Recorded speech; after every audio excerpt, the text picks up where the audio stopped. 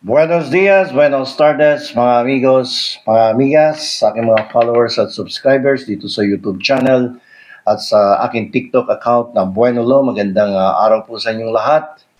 At ngayon pong episode na to ay ating pong pag-uusapan ang isang mainit na issue tungkol sa pagkakaresto ng isang alkalde sa probinsya ng Pampanga, walang iba kundi si Mayor Abundo Punsalan Jr.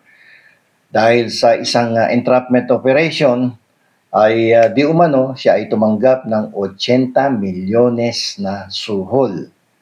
Malaking halaga to, kitang-kita doon sa news na nasa isang supot o bayong yung 80 million pesos. So sa gitna ng balitang ito, may mga legal na katanungan.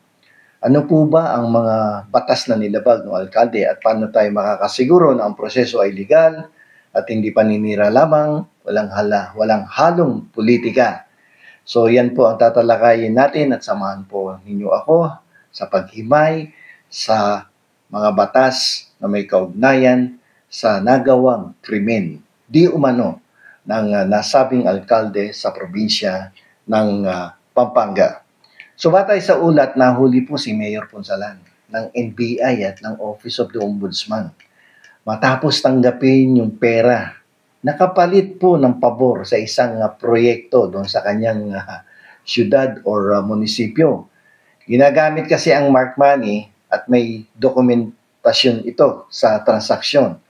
So sa entrapment, kadalasan yun ang ginagamit. Mark money, yung nakalagay doon sa isang supot na punong-puno ng pera.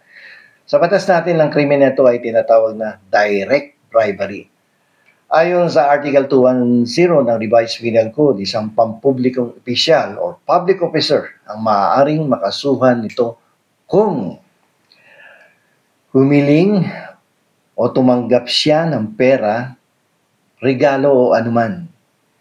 So, delikado yan. Nag-request ka, tumanggap ka ng regalo mula sa isang tao na may transaksyon sa'yo.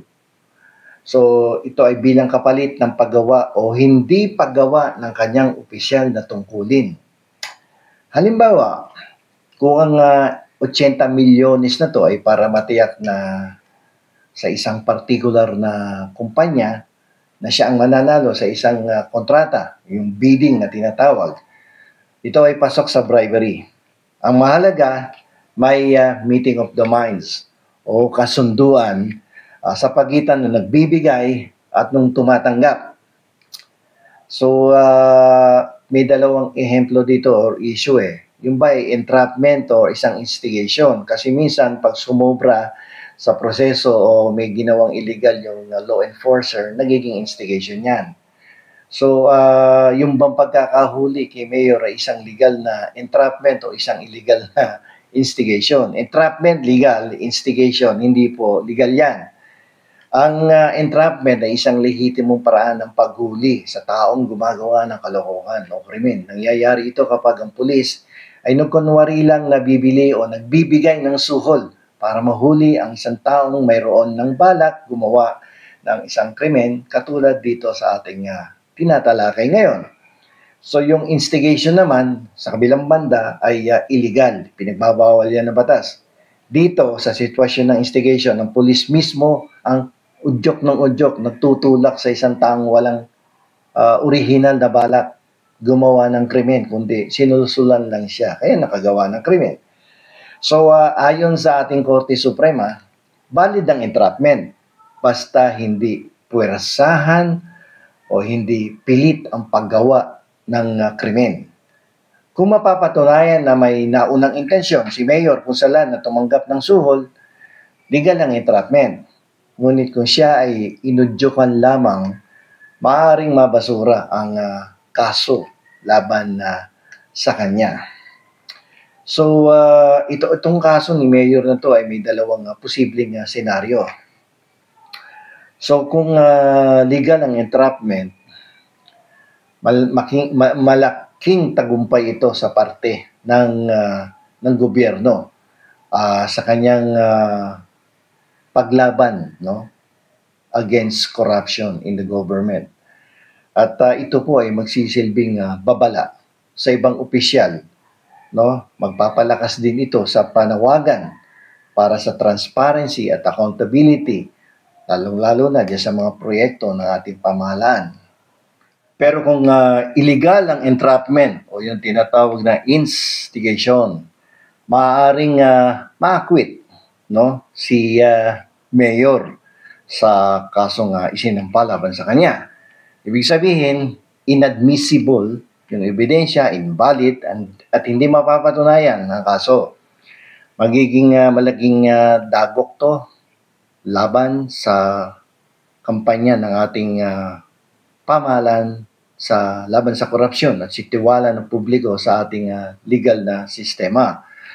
Kaya't mahalagang bantayan natin ang magiging takbo ng kaso sa Sandigan Bayan kung saan ito diringgin. Kasi ang mayor,